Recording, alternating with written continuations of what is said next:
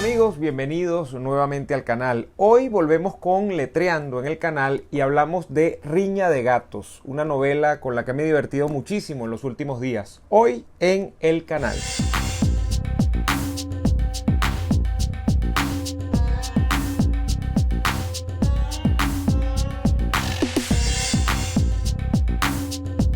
The Thinkers, estudio creativo. Sí, Riña de Gatos es una novela del escritor catalán Eduardo Mendoza que ha llegado a mis manos, o llegó a mis manos hace muchos años. Fue un regalo de hace muchos años. Y esta novela me divirtió el par de días que estuve leyéndola y quería compartir algunas opiniones, algunos comentarios sobre la misma en el canal. Bueno, es una novela que en principio fue galardonada por Planeta, la famosa editorial, ganó el premio Planeta en el año 2010. Esto ha traído muchas críticas. Hay gente que dice que cómo es posible que una novela de estas características haya ganado el premio Planeta, y lo digo porque el escritor, el español Eduardo Mendoza, tiene trabajos literarios infinitamente mejores según la crítica. A decir verdad, esta es la primera novela de Eduardo Mendoza que yo leo.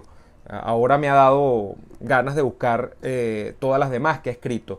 Él tiene otras novelas como, y aquí tengo los datos porque no todo es memoria, como novelas como La verdad sobre el caso Savolta, Los soldados de Cataluña, que ganó un premio también, El misterio de la cripta embrujada, en fin, La ciudad de los prodigios, que ganó un premio en Barcelona también, La isla inaudita, Sin noticias de GURB, etcétera, etcétera, etcétera. Tiene muchas novelas, muchos trabajos literarios de Eduardo Mendoza. Y se dice que entre esos trabajos hay unos muy serios y que este caería en el campo de la jocosidad a veces excesiva.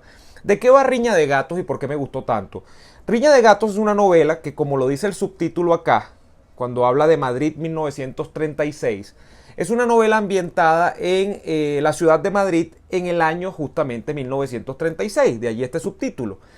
Y va de un inglés, Anthony Whitelands, creo que es el nombre del protagonista, que es de alguna manera llamado, increpado por un amigo en Inglaterra para venir hasta España, ir hasta Madrid y hacer un trabajo que parece sencillo, que es ir a tasar un cuadro, una obra de arte que tiene allí una familia muy acaudalada, muy poderosa, de muy adinerada en España, que está pensando dejar España para, creo que para irse a Inglaterra o para irse a otra parte de Europa, porque recuerden ustedes que la España de los años 30, la España que antecede la época de la Guerra Civil, es justamente una España muy convulsa. Y esta novela está ambientada esencialmente en el ámbito del gobierno de la Segunda República, de Manuel Azaña, del izquierdista Manuel Azaña. Y en medio de eso se desenvuelve la historia del personaje que viaja hasta Madrid para visitar a la aristocracia española, donde se supone que va a haber unas obras de arte, pero esto se termina convirtiendo, y aquí está el fuerte de la novela, se termina convirtiendo en una especie de comedia de situación, donde también cabalga a mitad de camino el género de la novela histórica. Aunque aquí entra la primera, quizá una crítica que va a hacer mucha gente, a mí me pareció divertido. Personajes que se incorporan a la novela, que tienen carácter histórico, como el general Franco, el caudillo de España, o el fundador de Falange Española, José Antonio Primo de Rivera, son incorporados en el elenco de esta novela, pero las cosas que se dicen de ellos o las actuaciones en las que incurren en los episodios en los que salen en la novela, sobre todo Primo de Rivera, tienen que ver un poco con el mundo de la ficción. Hay cosas que uno no sabe si son verdad o son mentiras. Habría que estudiar muy bien la historia española para saberlo, porque, por ejemplo, Primo de Rivera es involucrado sentimentalmente con una de las protagonistas ficticias de esta novela, con una dama de sociedad que se disputa, por cierto, el amor de nuestro protagonista, Anthony Whiteland, que termina siendo y termina metido en 1000 romances en Madrid, y eso es uno de los puntos fuertes de la novela. Hay una novela aquí que por un lado tiene el tema histórico, porque está ambientada en ese Madrid pre-Guerra Civil Española, pre-golpe de Estado militar en España. Y por otro lado, una comedia, una serie de creación de situaciones donde a uno no le queda sino reírse. Y por eso se termina convirtiendo en una novela tan fascinante y tan divertida a lo largo de más de 400 páginas que yo leí en apenas 3 o 4 días. Porque uno se engancha. En ese sentido, podemos hablar de que uno con esta novela aprende de historia de España. Por supuesto, no es una novela, como les digo, para tomársela muy en serio, muy a pecho, decir que uno va a entender, por ejemplo, el proceso de crispación entre la izquierda, la derecha y la falange en España, o el surgimiento del franquismo con esta novela. Pero a quienes nos interesa el tema de la Guerra Civil Española, del franquismo, del enfrentamiento tradicional entre la izquierda y la derecha en España, esta es una novela que viene como anillo al dedo porque deja algunas pistas interesantes. Uno termina aprendiendo también muchísimo sobre arte con esta novela, entre pasaje y pasaje, entre parrafada y parrafada de los diálogos de los personajes. El protagonista, Anthony Whiteland, termina convirtiéndose en un personaje que le narra a uno la importancia de las obras del pintor Velázquez, ¿no? De aquel famoso pintor que hizo Las Meninas, es famoso por Las Meninas. Pero con esta novela uno termina aprendiendo de muchas más de las obras de Velázquez y de la importancia, de la significancia de justamente su obra. ¿Dónde está el tema fuerte acá? Para mí el tema fuerte estuvo justamente en un personaje como José Antonio Primo de Rivera.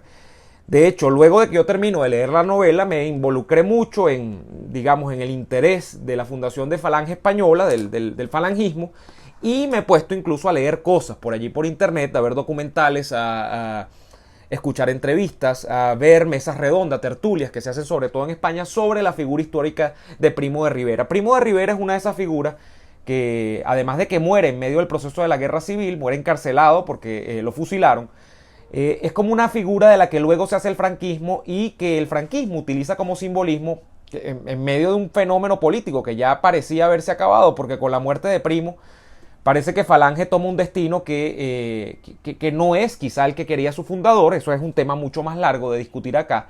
Pero el falangismo como un fenómeno que no termina gobernando España, porque el franquismo es otra expresión política, eso hay mucha confusión en España, pero el franquismo termina haciéndose de los símbolos, de las imágenes, de las cosas que planteaba Primo de Rivera para de alguna manera enmarcar el proyecto nacional del movimiento de Franco. De allí, bueno, toda suerte de debates, de allí toda suerte de increpar cosas. En España, por ejemplo, hay unos falangistas que dicen que Franco de alguna manera traicionó el legado de José Antonio, que la falange nunca gobernó estando el franquismo en el poder, y una cantidad de cosas, unos debates derivados para quienes les interesa el tema del franquismo, la guerra civil y, como digo, el asunto de las izquierdas y las derechas en España.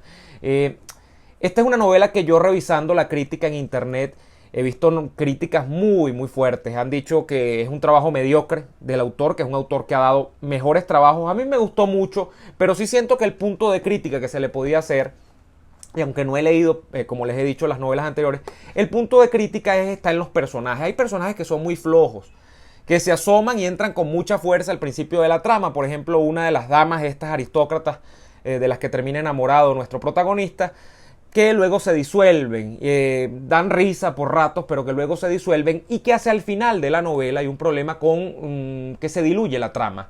Es una novela en la que ustedes no van a conseguir un final con punch. Es una novela que no tiene, a pesar de que aparecen giros o sorpresas que se descubren hacia el final de la misma, y eso es todo lo que uno le deja cuando uno se queda con un libro que le provoca a uno en las últimas 5 últimas páginas, y disculpen la redundancia, seguir leyendo no 5 ni 10, sino 20 o 30, 40 páginas, porque uno no quiere que se acabe. Esos son los buenos libros. Y este libro, en las 2, 3, 4, 5 últimas páginas, donde casi que se desenrollan una cantidad de situaciones que se han creado a lo largo de la misma, se queda muy flojo, se queda muy diluido, y no hay grandes punch, no hay grandes puñetazos en la cara del lector al final de esa trama. Yo, en todo caso, me divertí muchísimo leyéndola. Si pueden conseguirla, aquí en Venezuela se consigue todavía, creo yo, porque es de Planeta, además. Es una editorial que distribuyó mucho por largo tiempo en Venezuela.